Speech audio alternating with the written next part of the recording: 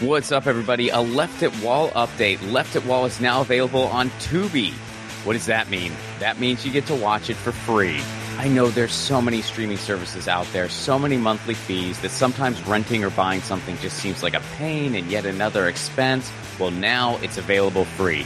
If you're not already using Tubi, I highly recommend it. You can get it on your smart TV, or you can just watch it online on your computer. Just type in Left It Wall movie, and the Tubi link should come up as one of the available ways to watch it. So if you haven't watched it yet, come on. Now you've got to. Left It Wall on Tubi. Episode 122. David Whitney. David Whitney is a London-based actor and comedian. He helps run one of my favorite comedy clubs in the world, not an exaggeration, the Backyard Comedy Club in London. Turns out David went from drama school to getting booked to do stand-up in LA. Only problem was David had never done stand-up. What? We go through it. Buckle in for a wild creative journey. And please welcome to the show, David Whitney.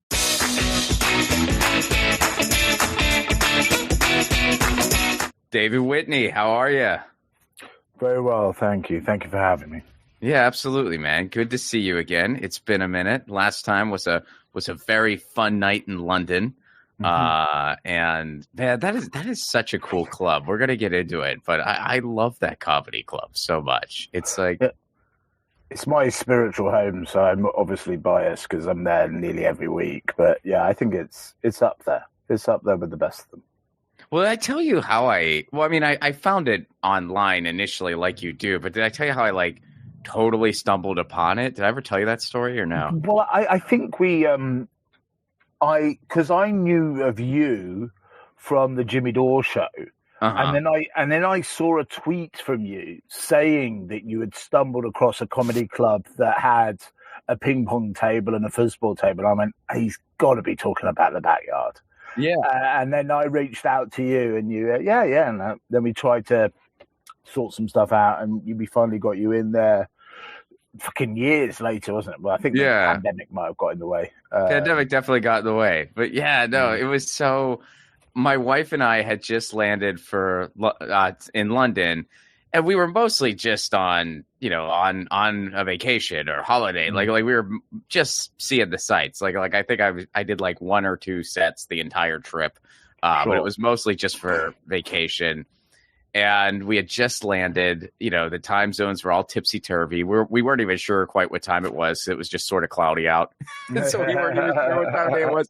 But we knew we needed a cup of coffee, so we just wandered into the first place we saw, which was Backyard Comedy Club.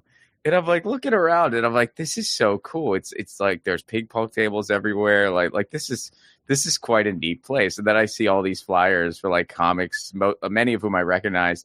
And I was like, oh my God, this is Backyard Comedy Club. This is so freaking cool. And so the people graciously put on a pot of coffee for us. We were the only patrons in there because they literally had just opened. We were like, this might be a weird request for happy hour, but can we have a cup of coffee? We'll pay beer prices. We don't care. We just need one. We just landed from LA. And yeah, they were super cool. And yeah, it was a funny thing. You're coming back soon, aren't you? Not any. I don't have anything planned at the moment, but hopefully soon is in at 2026. Hopefully, yeah. I mean, it's always kind of on my short list of things, but I don't have anything planned at the moment for London specifically. No, but let's get into you, man. So let's start at the beginning. Let's hear the origin story. Where'd you grow up? What kind of led you to creative endeavors?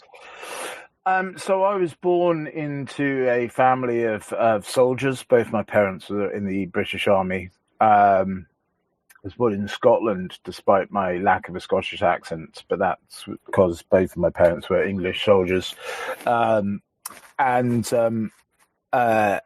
always levitated towards the art, despite being quite a keen cadet within the army system. So what does that mean exactly? Explain that to me. How does that work? I went to the type of school that breeds. So is a place for the son of soldiers to go, and more likely than not, you're going to go on and be. So it originated probably more history than necessary. during the reign of Queen Victoria, there was a general called General Gordon, who was one of the pioneers against, first against the ivory trade in Africa, which led him to then become one of the first anti-slavists in Britain. But he was also all about helping the poor and the impoverished. And he is one of the rare people in history that when they're all about that, it doesn't turn out that behind closed doors they're a disgusting paedophile. It would seem that General Gordon is a genuine hero against slavery, help the poor, stop people killing elephants. They're the big three, right? So there was this school in England, and basically, if your parents are high up in the British Army, then you would go to a very expensive, what you guys would call a private school and we call a public school. Places that, Eton, Wellington, all these establishment places. But this, what started as a Gordon Foundation, was for the sons of either poor children or the sons of low-level soldiers who couldn't be afforded to take them around the world, so that they could have a base in England and be taught, and their parents not include the type of fees that would go to Wellington or those type of Lord Wandsworth. And that's the school that I went to, and I really enjoyed running up and down hills, pretending to be a soldier, playing with rifles that had blanks in them and all that sort of stuff. But I think because of my severe dyslexia, I found expressing myself in drama clubs, in writing clubs, more akin to conventional education. So did they have all that at your school? Like, was that still part of it? Yeah, I mean, it was not a big part of it. It wasn't, and the people that did it tended to be people who didn't enjoy running up and down hills in the driving rain. They tended to be, thick-glassed, nerdy, snotty-nosed guys who wouldn't make the football team. So I was kind of in this middle bit of the Venn diagram that was a rugby-playing butch fella, but liked poetry. Which is confusing for the bullies. No, you can hang. Yeah, you can hang with anybody. We feel like we should be bullying him, but he hits us back. It's really annoying. Did that happen? Were there people who tried? Oh, yeah. Really? Oh, yeah. Just because you were in drama club, they were like, "We're going to bully this guy." Yeah. All right. And you hit back, yeah? Yeah. Also, I mean, I'm sure people can relate to this. Dyslexia, especially if you're of our sort of age. I mean, it's understood a lot better now, but you were just considered stupid if you couldn't do conventional tasks. And the fact that you couldn't spell, at a rudimentary level, but you were reading in your spare time, people couldn't commute. What's going on here? What? This guy has all the metrics says that this guy's a moron. But yeah, he's quoting Shakespeare, so so there was this dissonance. Well, did they figure out, like, were you diagnosed?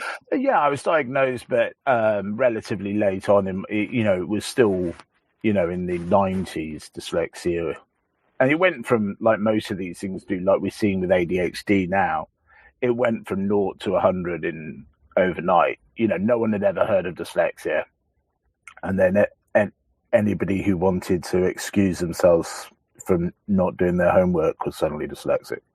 I think we see these trends quite a lot. So I gravitated towards the arts. Went to it after I went from military school to drama school, which is not as uncommon as you might suggest. The army and the theatre seem to attract the same sort of flamboyant alpha males. I'm perfectly aware that calling myself an alpha male it sounds like some sort of toxic masculinity, but but I think the flamboyant part is intriguing. I mean, I feel like that's a fridge show title for you if you want it. I'd be curious. I'd go see that.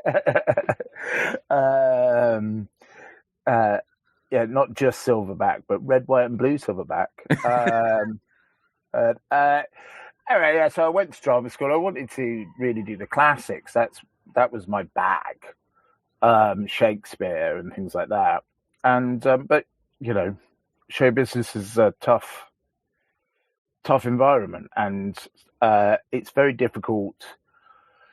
It's very difficult for you to feel that you work in a fair, competitive situation, doesn't it? When people tell a child when they want to be an actor, oh, it's going to be hard work, you assume that, like, if you tell a kid says he wants to be a fighter pilot, and you tell him it's going to be hard work, and he does the requisite hard work, unless he's unfortunate with eyesight or something, he'll make his goals. But there's no 2 add 2 equals Hollywood career, Right. And I fell into stand up in your own city of Los Angeles, and I fell in love with it, not so much that it overtook in my heart classical theatre, but it overtook in my day-to-day life, that I could just work hard at it and be rewarded. That, if you went out 4 nights a week, shitty open mic nights, trying out your new joke, mainly telling them to the girlfriends of other comedians, you would get better. And when you got better, you would be rewarded with better gigs. The equation of the harder you work, the better you get, the more rewards you get.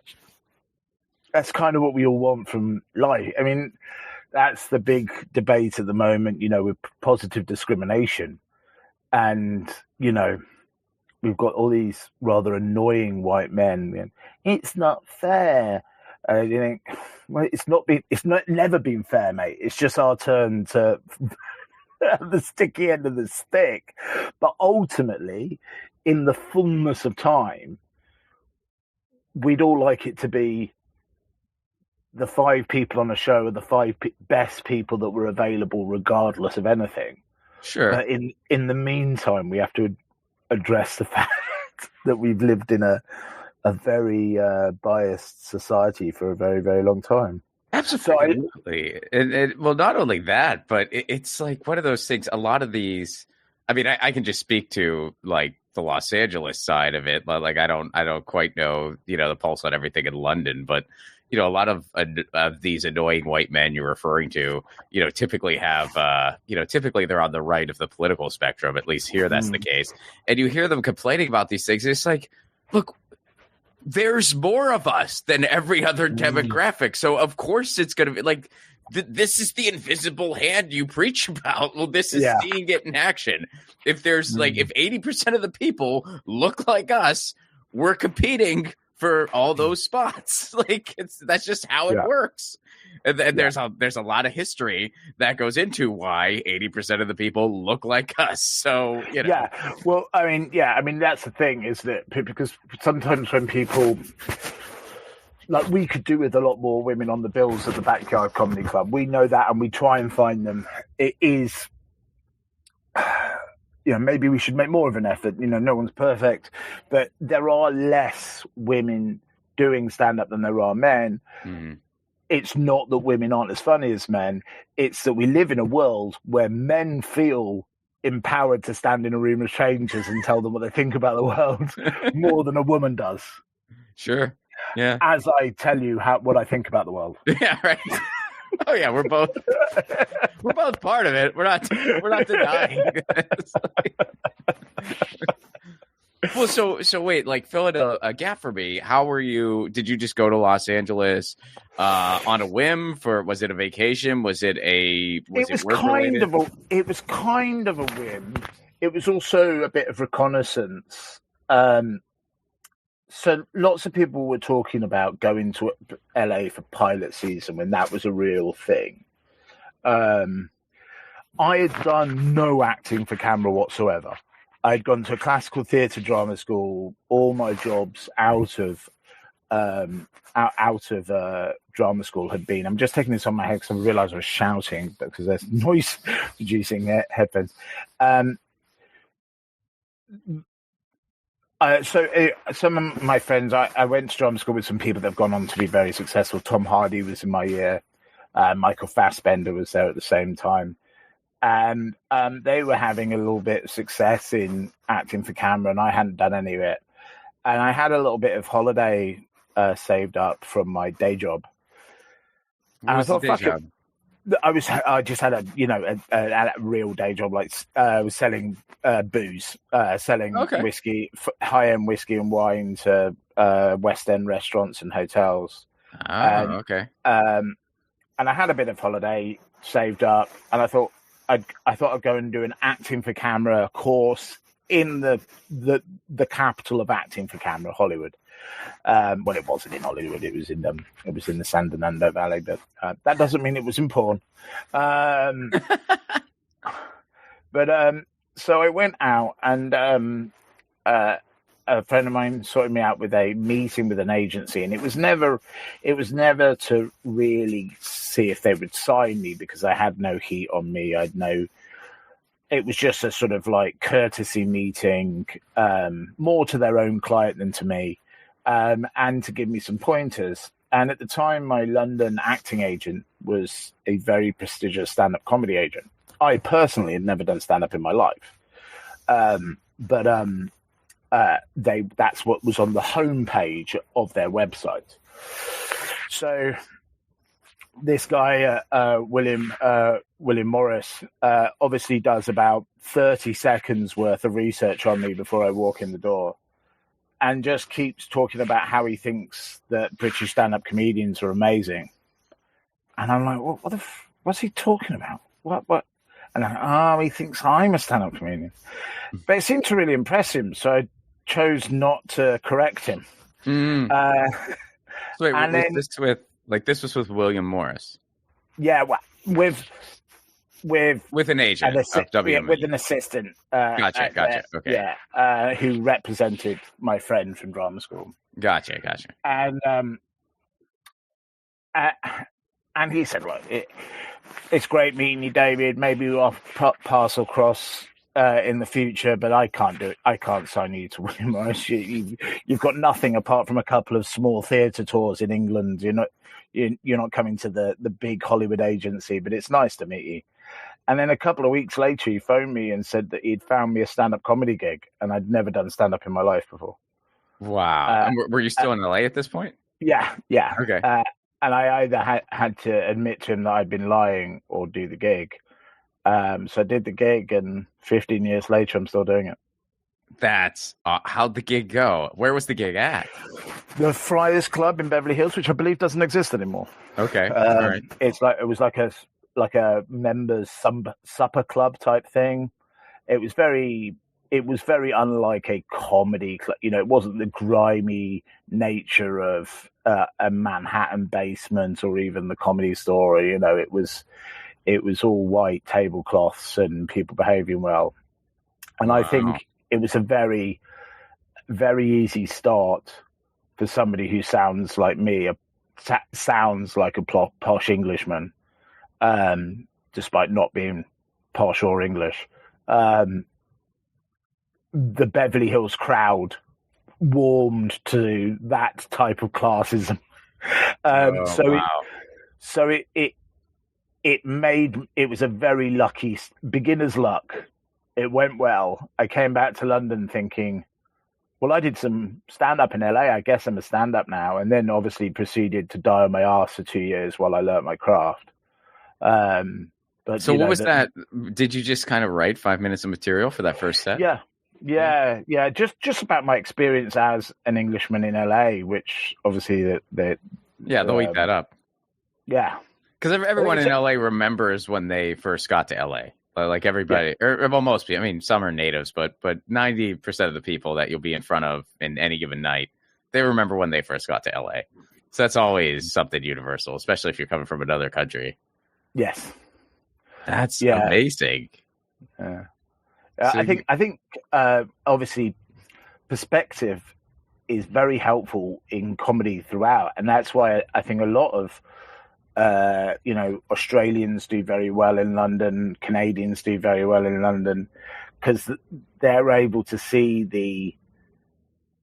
ridiculousness of our patterns of behavior that we've become that a London comic almost doesn't see because they're so that they can't see the woods for the trees.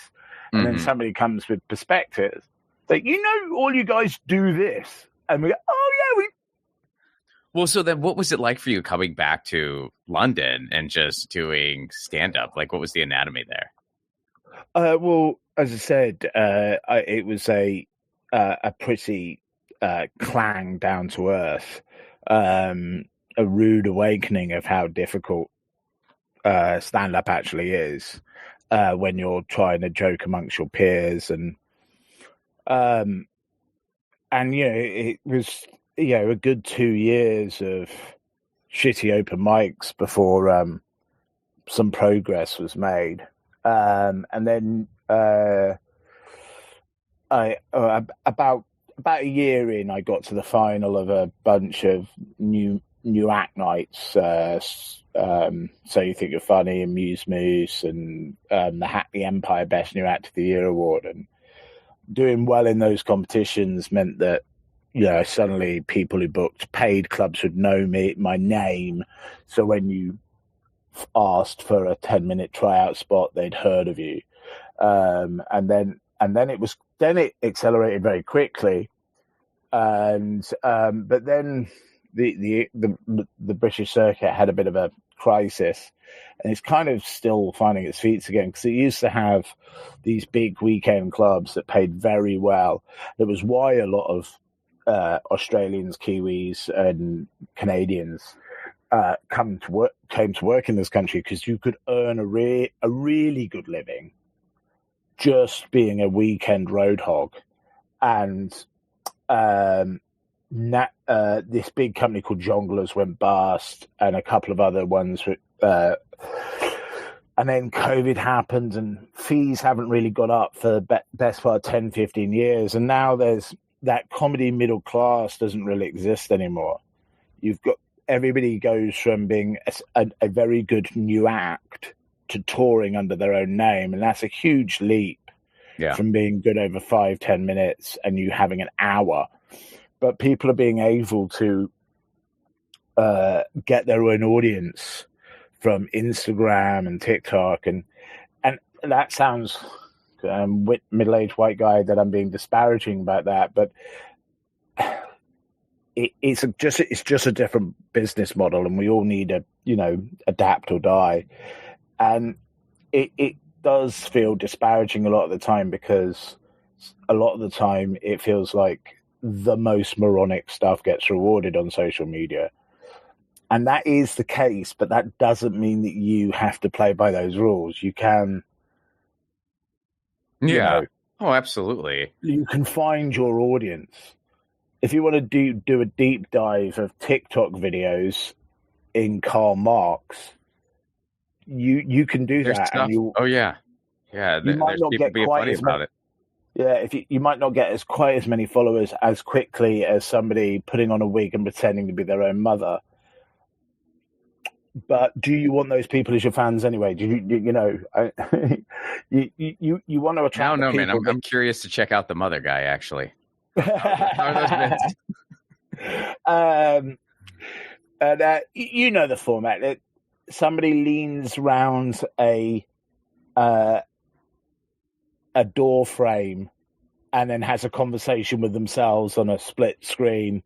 Yeah. And one of them's the unbearable housemate, and the other one's just trying to get on with their lives. There's a lot of that format going around, and it's I think since COVID it caught the eye a lot, and a lot of people have got now a lot of followers, and it's a. But now the person that you attracted by doing is the person you're going to sell a ticket to see your stand up. Yeah. And maybe that represents you, maybe it doesn't. And if you, I think you've got to put out who you are and hope that you attract the people you want to, rather than just looking at how big that number is getting in the middle of your Instagram page.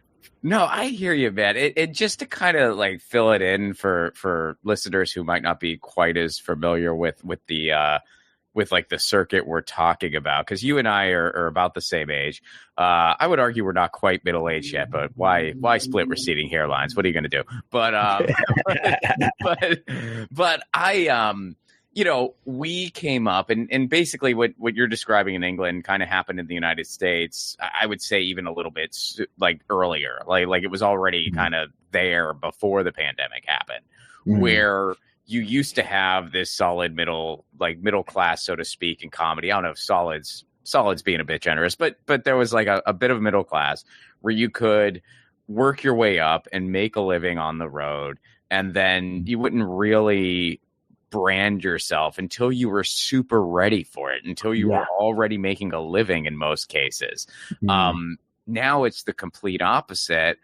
And there is a certain weirdness to it. And it is odd, you know, especially for people our age who experience that shift completely, but we're still cognizant to have come up and the way it used to be, seeing open micers putting their first sets up online, because that's like part of the game now. And it's very, very odd.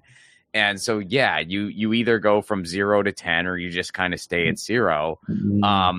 And the thing that also, like, another weird effect for it is that there's still room for the circuit that we were once part of.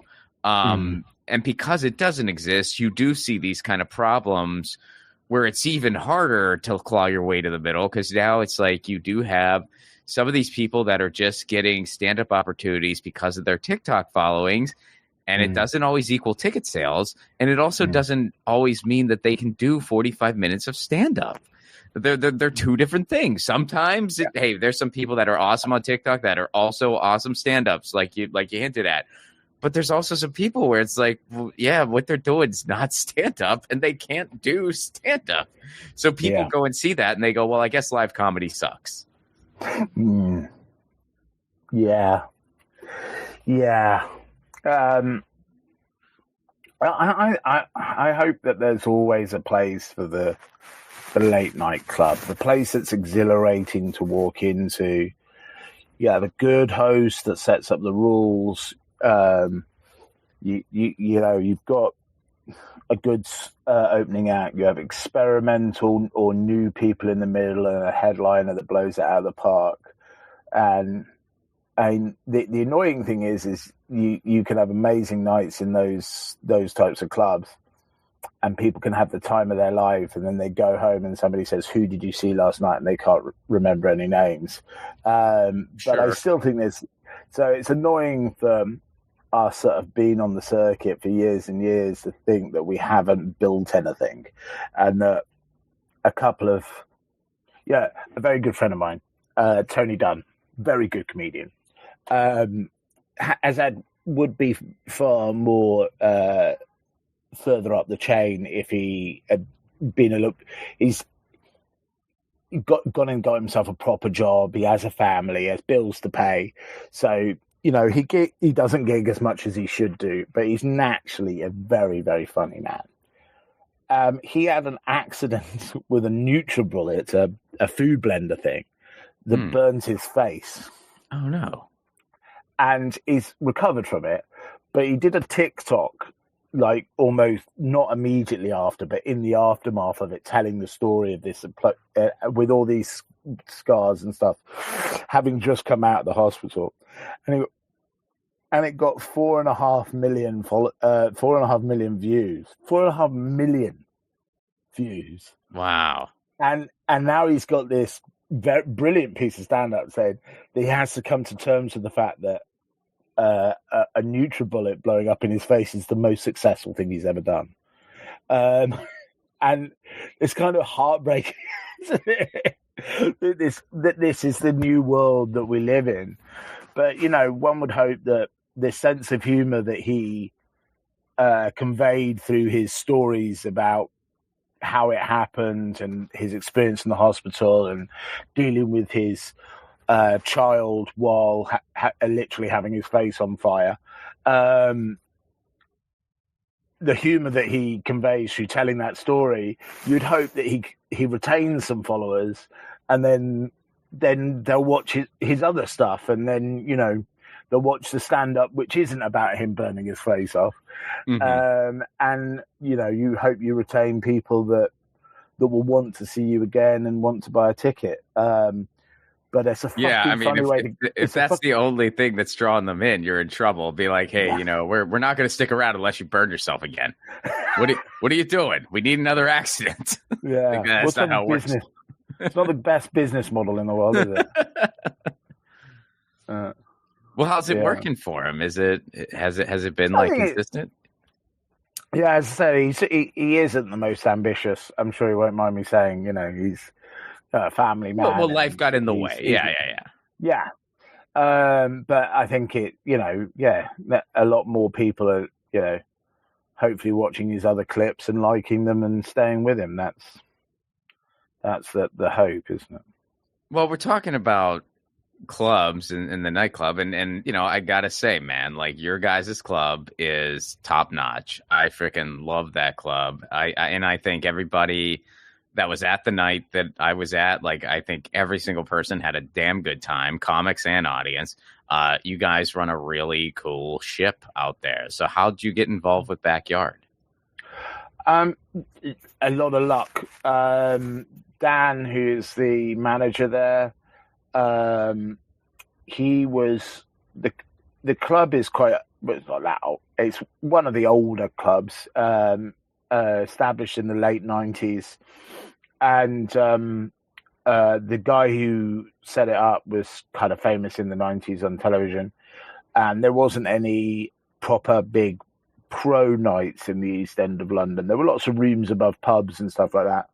And he converted just an old warehouse because he wanted it in his backyard, because he was from Bethnal Green. That's why it's called the Backyard Comedy Club. And he ran it for over a decade. Would it be? Yeah, about just over a decade. And then he kept on getting offers for the land, mainly because of the 2012 Olympics coming up, and they wanted to build a hotel there. And he managed to broker a deal that he did sell the land. They did build the 7-story hotel above it, but he now rents the ground floor as a unit, which does make the business a little more unstable because he used to own it, now he rents it, but he also got a huge payout for him personally. And that's his prerogative as the man who founded the business. Anyway, him shutting it down happened all very quickly. And Dan, who was his general manager, just was hanging out at different comedy clubs because he'd suddenly become gainfully unemployed. And then when it reopened, I was one of the guys that he phoned to say, do you want to come? And I don't want to have to run every night of the week. And myself and another comic, another David Ward, we plumped for the Thursday nights, which meant that, we took a night off Dan's hands. And 15 years later, we're still there and very much enjoying it, very much enjoying having a home as a stand-up.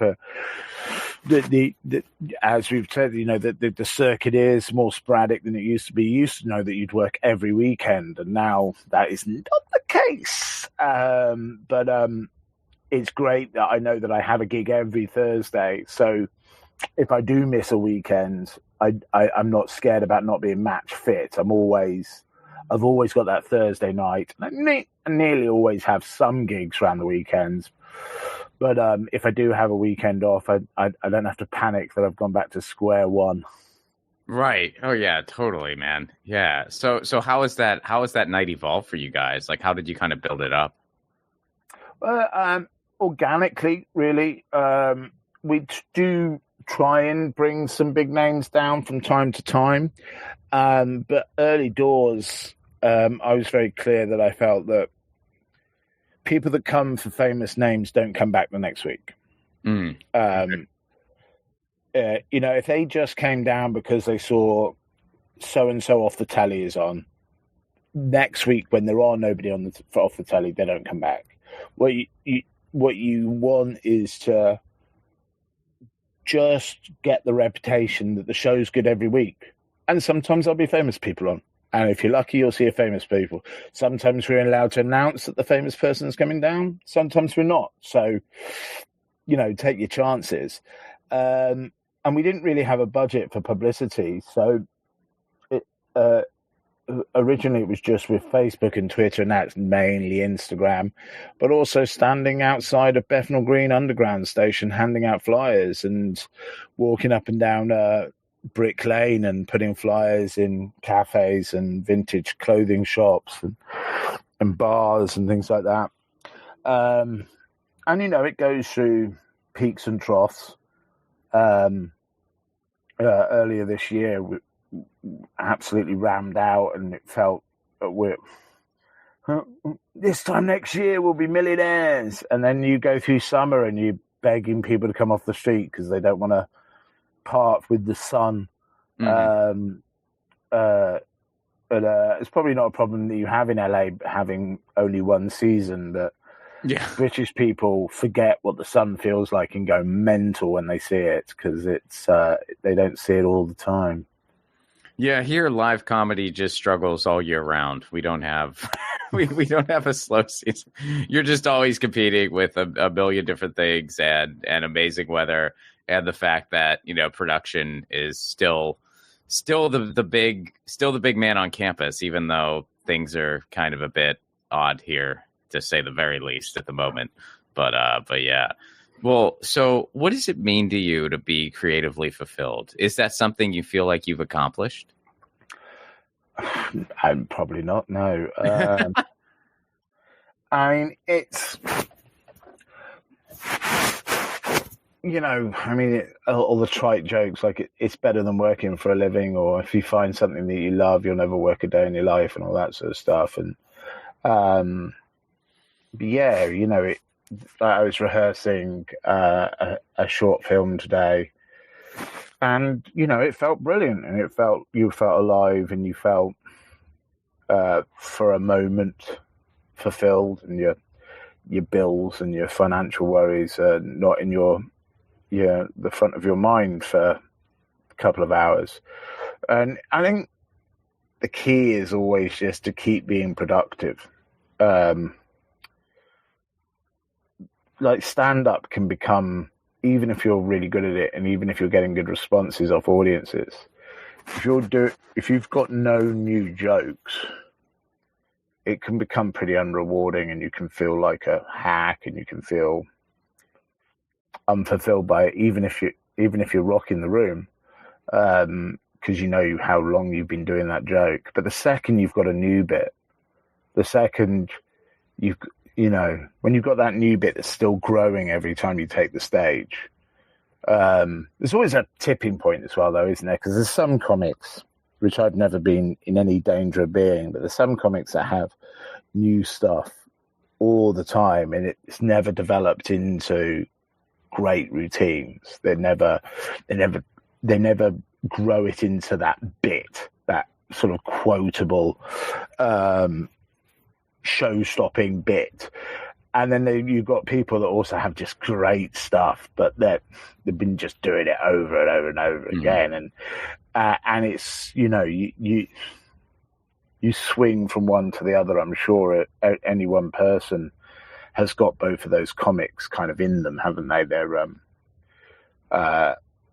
and, I can be very lazy. But whenever I'm feeling unrewarded by it all, I just know I just need to sit down with a notebook or with pressing record on the iPhone, and as soon as you're arriving with your new toy, and it makes everything else it makes all the bits you've done for 8 years alive again, because you're not going on stage and pressing play.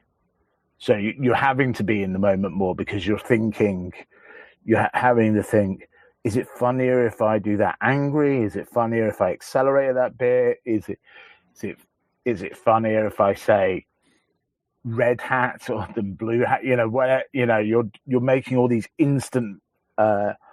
Is it funnier if I look genuinely hurt by this person's insult? And and you're more alive and you're more vibrant, and then even the jokes that you've been doing for years will be better. They'll sing better, and I think that's the key. I think that's why I really fell for stand-up when I fell into it, was the fact that it was all in your control. You weren't, if I could have a Daniel Day-Lewis-esque career, I'd probably pick acting over stand-up. But the fact of the matter is 9 out of 10 actors aren't working, but 9 out of 10 actors who are working aren't doing anything creative on set. They're hitting when the lead male walks past you, you look up from your laptop, take your sunglasses off, and go, "What?" That's what fulfilling is. Yeah. And we need you to be in person for that first audition. We need you to.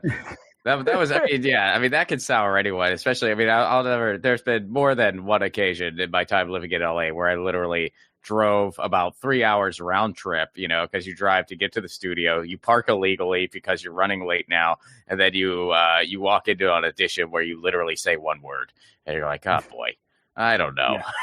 I don't know. Yeah. And it's slightly different here in London because we're not an hour's drive away from anywhere. We can just jump on the tube, but I still prefer going in person than making self tapes in my bedroom. It just feels more like I'm being a professional, and if you've completely misread the brief, there's a casting director there to point you in the right direction. Right. Oh yeah. No, I know it's yeah. If you, the existential loss that I feel as I press send for a self-tape that I never even hear if they received it. Not if it's good or bad or not. How much would it cost them to write the word received? Press return. Just so have an intern do it or something even. Yeah. Because then to use a very of now term, you'll feel seen. Mm-hmm. Whereas just pressing send and then never hearing anything. And, yeah. Understandable. Yeah. But I can also understand that driving from Las Felix to Studio City and then getting a parking ticket and all that and sitting in traffic is not quite the same as 4 stops on the Northern Line. That's the other side of it. And yeah, I might feel completely different if I live in London, but my overall take on that, kind of subtopic here is that I think that if it's depending on the gig, if it's something like a lead or something like that's kind of different. But if it's like some kind of commercial thing or something like that, or a small thing, okay, self-tape is fine. And then callbacks in person. I think that's the way to do it. I think split the difference. And this is coming from a place where, when it comes to a self-tape, I can have both of those in within an hour. 2 in-person auditions, that is an entire day in LA if you're lucky. So, yeah. But, again, it's different in London because, as I say, we two couple of stops in the Northern Line. Then you go into the waiting room, you recognize somebody, a little bit of chat with the receptionist. You go in, you're building the relationship with the casting director as well, because you can have a little banter around the audition, which you don't have with a self-tape. Right. But then in the true British way, the second you come out that audition, you go, pint. And you don't have that culture really, especially because you're driving. Right. But I always, the middle of the afternoon pint with another actor after an audition is a sweet taste. Oh, I believe it. Yeah, I believe it. Well, so what does it mean to you to be truly happy? Is that something you feel like you've accomplished? Wow. They get heavier.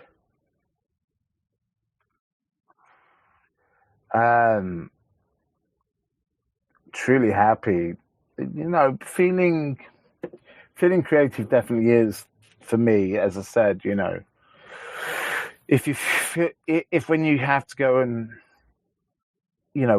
every time you're waiting for a tube or a bus, you're not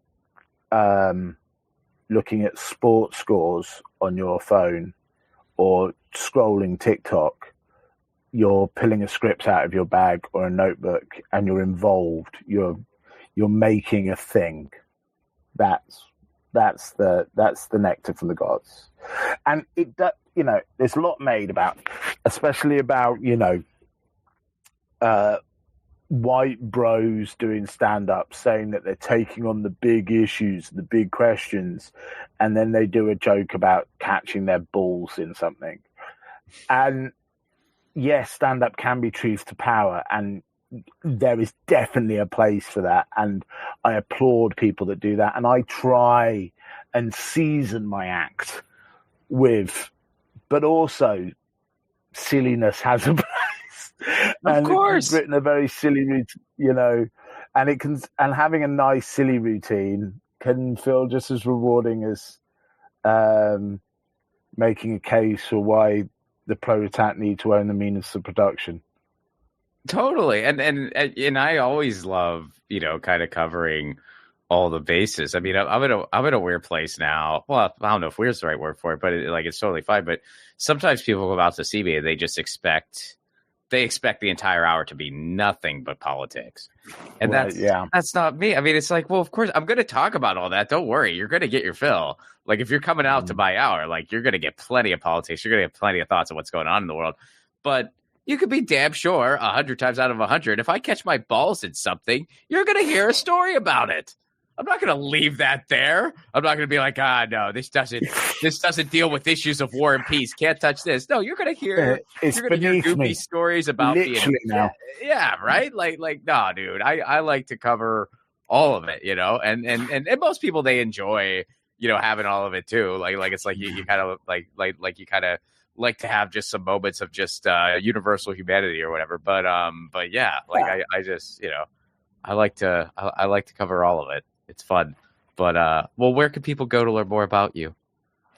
Probably Instagram's the best place. At Whitney Comedy. Whitney spelled as in Whitney Houston, comedy as in stand-up comedy.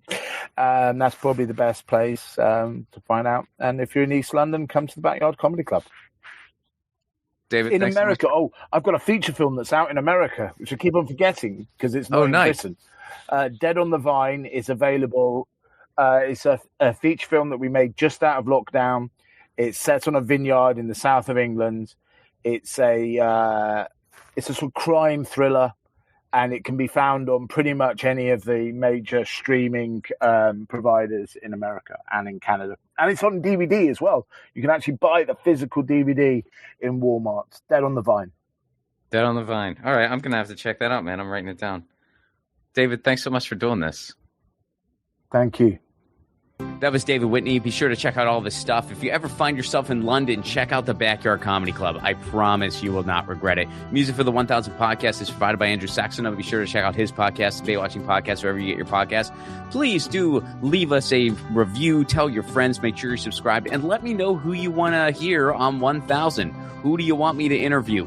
Let me know. RonPlacone.com is the website to get a hold of me, or just ronplaconebooking@gmail.com. Again, that's ronplaconebooking@gmail.com. And if you want to support the show on the sustainability end, you can do so over at patreon.com/ronplacone. For Give What You Can Love, you get full stand-up clips not available anywhere else. We do a Zoom hangout once a month. I've been leaving book recommendations. That's a new thing over on the Patreon. Some people have asked for it, so I've been giving book recommendations every so often. I'm going to continue that. That's a fun little thing we've been doing. It's a really cool community over on Patreon, and you can join for a Give What You Can level. Even $1 a month goes a long way. All right, 122. We've already gone international, and it's only the beginning of the year. Really, we're still in the first month of 2026. Already going international. We're worldwide here at 1000, and we only got 1,000 spots, and it's going quick. All right, catch you next week. Peace.